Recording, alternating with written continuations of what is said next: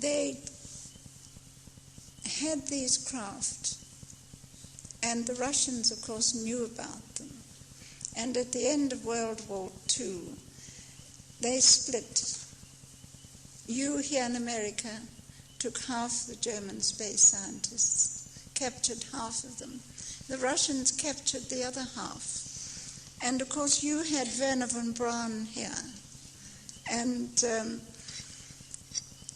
now, the Russians were very anxious to get into Berlin first, which they did, of course, because they wanted the archives of Zimmermann, the Berlin Institute, because there they had the blueprints of these craft. And, of course, as soon as this happened, the bases where the craft were being constructed were completely destroyed by the Germans, all the underground bases.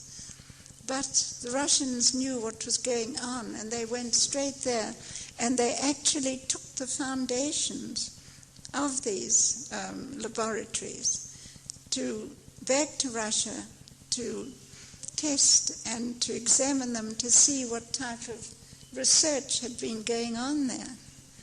And, of course, now today we have certain modified, what we classify as V7s, as I described in my book. The one Russian scientist landed in the Drakensberg in one of these craft. They're very mobile, and they're still atmospheric craft. Now, the Russians have had a space laboratory up there in orbit for many, many years. Then they had Salyut 7. Now they have a very big new one called Mir, which means peace. And this is an enormous space station, and it can house 12 men who can live up there for long periods of time. And they're continually ferrying men and material up there all the time. Now, this is purely military, so you don't hear anything about it.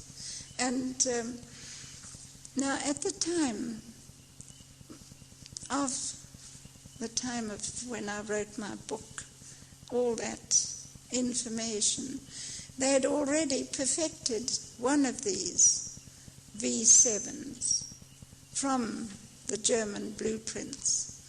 And they were able to land from the space station in those days, which they did in the Drakensberg, because they detected with their sophisticated instruments the proximity, the electromagnetism of the starship. And this is what they were after. And I describe all this in my book. And please tell me, anyone else?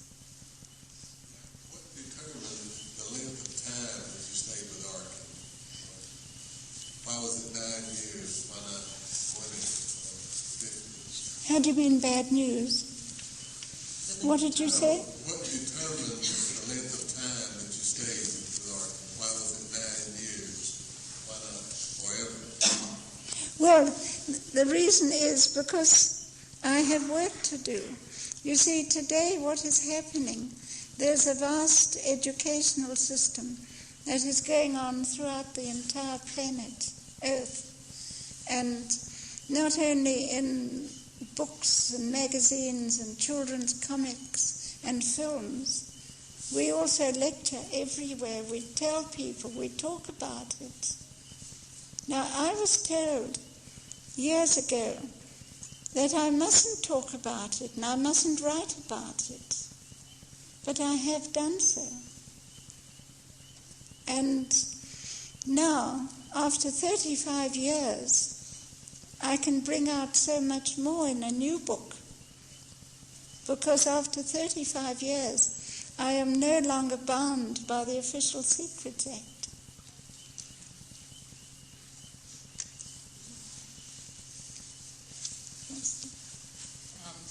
I have some question about how this is connected to spiritual awakening, in the sense that Arkin and his race being our seed, going from us to them seems linear. And whereas, as Christ's example, that seems, a bit different. How does our light being and our awareness and consciousness fit in with this race?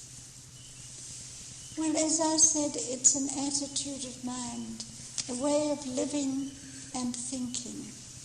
And if you do that in the light, which is an expression we use, in the light, which means love, understanding, tolerance, this is universal. Christ's teachings are universal. It doesn't only apply to this planet. Not his teachings, but what he did, where he took his body and became a light being. That's right. He simply moved. It was a metamorphosis. He simply moved into another dimension. You must realize that there is no such thing as death.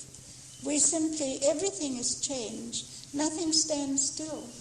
And everything moves throughout the entire universe. Everything is changed. Nothing ever stands still. And you are condensed energy. And when your physical body decays away, because that's literally what it does, your energy, your soul, your spirit, whatever you wish to call it, is still very much there, because this is energy, this is light, and that never dies. And the result is, it's all done through the electromagnetic wavelength of the universe. As you live and think, so you get on that magnetic wave that takes you to a higher dimension, to a more advanced planet, where you can be reincarnated. And it's like a cycle of life. This is nature. It's natural. It is a cycle of life that brings you back from the energy to the substance. And this goes on all the time. Everything is continuous change. And it's very wonderful. This, you would say, is fantastic, but it really happened. There is no such thing as death. It's purely a metamorphosis from one state to another. And then you know exactly.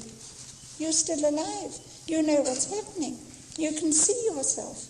Medical science has proved it too.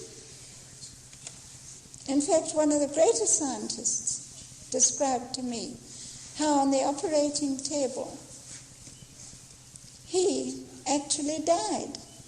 And there he was watching what the surgeons were doing, and he was telling them what to do. And they didn't listen because they couldn't go.